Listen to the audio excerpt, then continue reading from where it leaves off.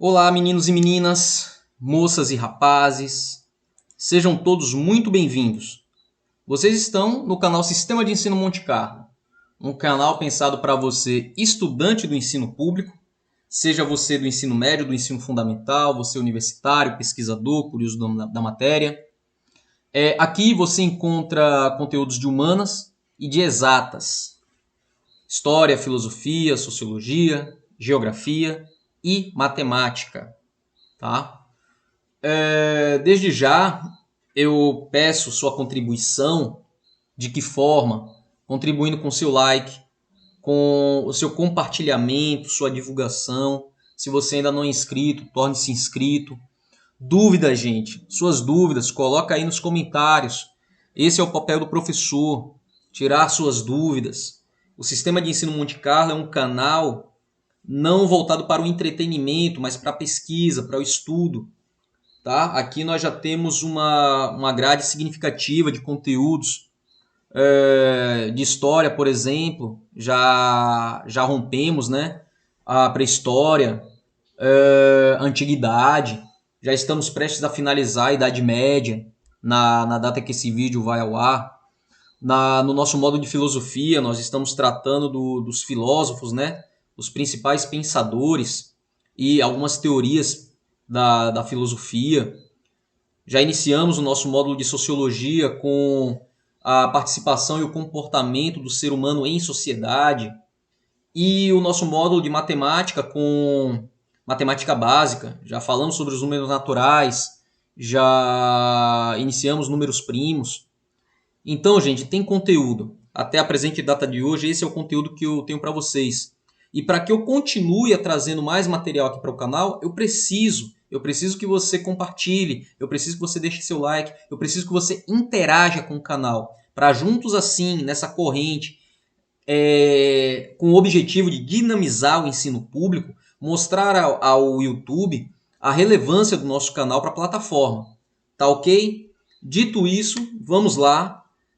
Na videoaula de hoje, nós temos mais um conteúdo para o nosso módulo de filosofia. Hoje nós vamos trazer mais uma teoria filosófica, que é o behaviorismo. E é uma teoria tanto filosófica como ela se aplica na psicologia. Tá ok? E para ilustrar ou para dar início a essa aula, eu coloquei essa charge e talvez não fique legível para você ler aqui o balão de diálogo, mas eu transcrevi aqui o que o cachorro está dizendo. Se você observar a cena, um cachorro com uma bacia, essa bacia de alimento, né? Que no caso aqui ela está vazia. Tem um outro cachorro aqui observando o primeiro animal que está preso por uma coleira aqui no pescoço e uma aqui nas patas traseiras, suspenso por um tripé. E aqui atrás tem um professor com um sininho na mão e um caderno anotando. Então, o professor que observa o comportamento do cachorro ao tocar o sino. E o cachorro diz o seguinte para o seu observador aqui, o outro cão que está aqui do lado. Ele diz: vejo o que consigo fazer com o professor. Sempre que eu babar, o professor vai rir e escrever no seu caderninho. Vamos mais adiante que você vai entender aqui o que essa charge ela significa.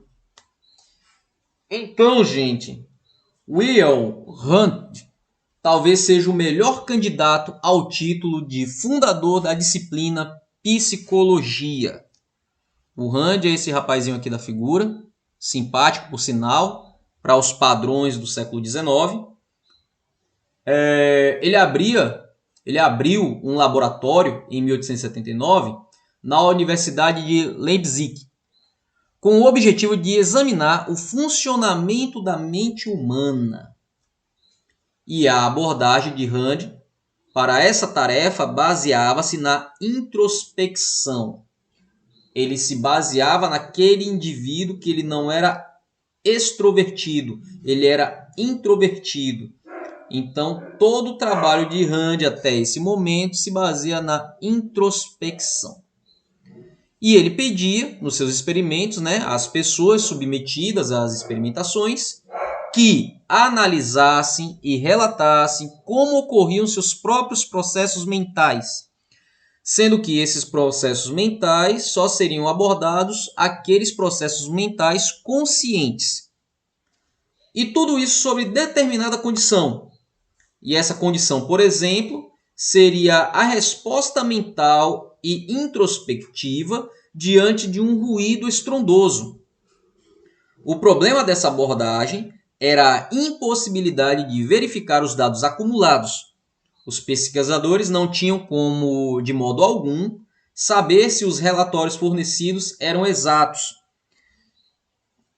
A cena desse experimento é a seguinte: colocar uma pessoa com um caderno na mão, onde ele faz uma pergunta e essa pessoa tem que escrever nesse caderno a primeira coisa que vem à sua mente diante da pergunta, só que isso diante de barulho, diante de ruído, diante de estrondo.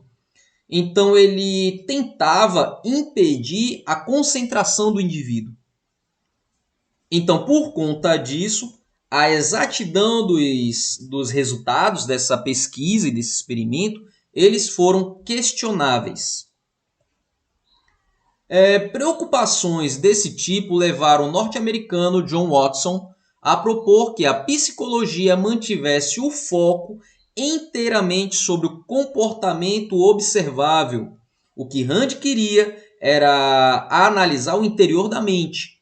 Mas John Watson, diante da impossibilidade ou da falta de exatidão dos experimentos de Rand, ele diz que a psicologia ela deve se manter apenas naquilo que se possa observar. A mente do sujeito ficaria estritamente fora dos limites do psicólogo. Foi como resultado desse pensamento que o behaviorismo nasceu, pela impossibilidade de se analisar a mente humana, ou na tentativa de se analisar o interior da mente humana. A obra do fisiologista russo Ivan Pavlov, hoje chamado de condicionamento clássico, que não fazia referência alguma a estados mentais internos, mas, em vez disso, enfatizava as conexões entre estímulos e respostas observáveis. A visão pioneira de Pavlov, demonstrada com cães, foi sobre a possibilidade de se fazer uso de uma conexão existente entre um estímulo incondicionado. Agora, volte para aquela questão da charge do início. Aquilo ali era proposital fazer uso de uma conexão existente entre um estímulo condicionado, quando você condiciona uma pessoa a exercer tal atitude. Então, esse estímulo incondicionado seria a comida, apresentar a comida diante do cachorro. E a resposta seria a salivação do animal, de modo a estabelecer uma conexão entre um estímulo condicionado. O estímulo condicionado seria o toque de um sino. E a resposta seria a salivação. Assim, ele descobriu que se o processo de tocar o sino fosse repetido junto com a apresentação de comida para o cão, pelo número de vezes suficiente, no final, será capaz de provocar o tipo de comportamento que o cão exibe na presença da comida. Isso é salivação, agitação, isso tudo pelo simples fato de se tocar um sino. Consegue entender a lógica e a dinâmica desse experimento? Tem-se um cão, diante dele comida, toca-se um sino. Novamente, num outro momento, apresenta-se comida ao cão, toca-se o sino. Repetidas vezes que se faça isso, chegará um momento que, mesmo sem apresentar comida para o cão, só tocando o sino, o cão ele vai provocar o mesmo comportamento. Porque na cabeça do cachorro, na cabeça daquele ser, ao tocar o sino ele entende, está vindo comida. Watson demonstrou que esse modelo podia se estender ao aprendizado humano. Só que, se expandir esse experimento para a área humana, isso iria violar princípios étnicos. Esses princípios étnicos pautados na modernidade. Como, por exemplo, ele observou ser possível causar medo em uma criança ao bater com um martelo em uma barra de ferro, bem atrás de sua cabeça. Watson mostrava um rato a uma criança, ao mesmo tempo em que batia essa barra de metal. A resposta do medo da criança rapidamente se transferiu para o rato, pela sequência de vezes que se fazia. Atrás da criança, por exemplo, a criança sentada, atrás dela uma barra de ferro, e o professor ali com o martelo em punho. Ao mostrar o rato para a criança, automaticamente se batia nessa barra de ferro. Óbvio que a criança se assustava.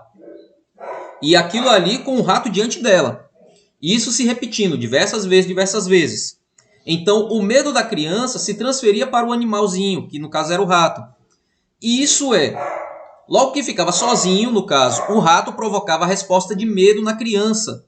Então, chegava-se um momento que nem precisava se bater na barra de ferro. Só em mostrar o rato para a criança já ficava com medo ou se colocava numa posição de defesa, porque ela já automaticamente ligava. Lá vem o rato, lá vem porrada. O condicionamento clássico, porém, é limitado como explicação do aprendizado humano. É limitado por quê? Porque isso vai ferir os limites da ética. Ele pode explicar algumas fobias, por exemplo, mas não explica como somos capazes de resolver problemas complexos de matemática. Porque uma coisa é você conseguir respostas para um medo, mas explicar como a mente funciona no processo de um cálculo matemático, aí já vai além do que a psicologia ela permite.